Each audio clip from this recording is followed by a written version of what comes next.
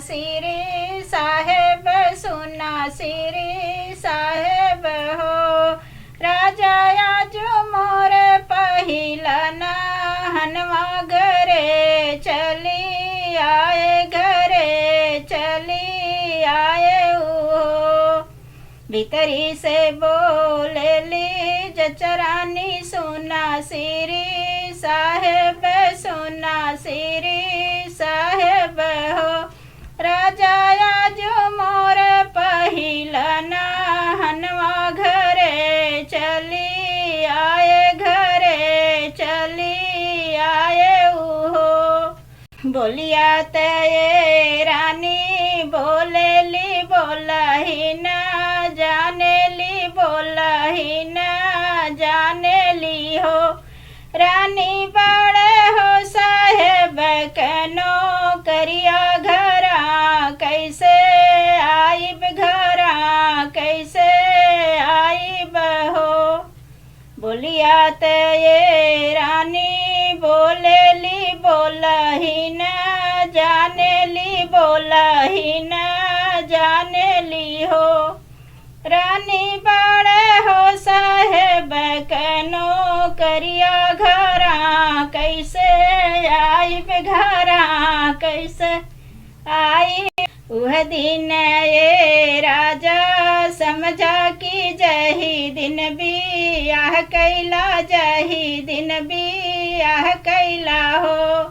राजा निहुरी निहुरी अंगूठा छुअला, मुसुकियन निहार, मुसुकियन निहारला हो।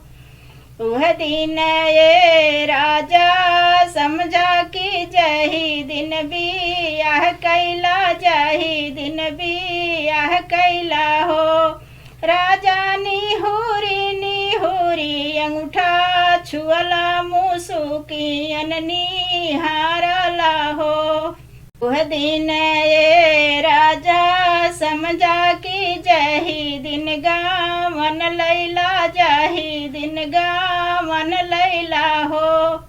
राजा चंद्र बदन के चुनरिया धूमिल कई ढारा, धूमिल कई ढारला हो।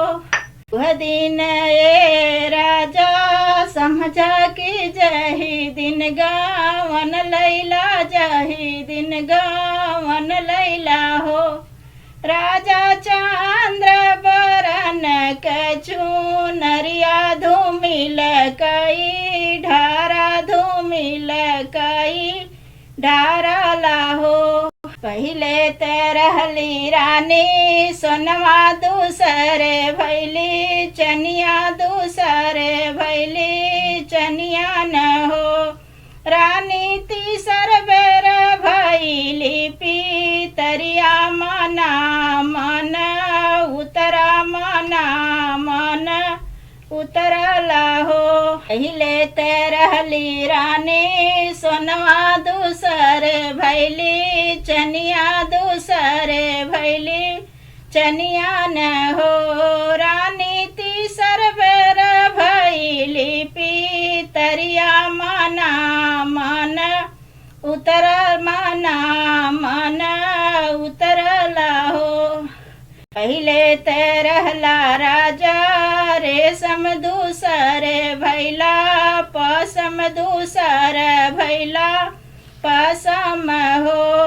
राजा तीसर बेर भैला पीतरिया, माना मन उतरा, माना मन उतरला हो।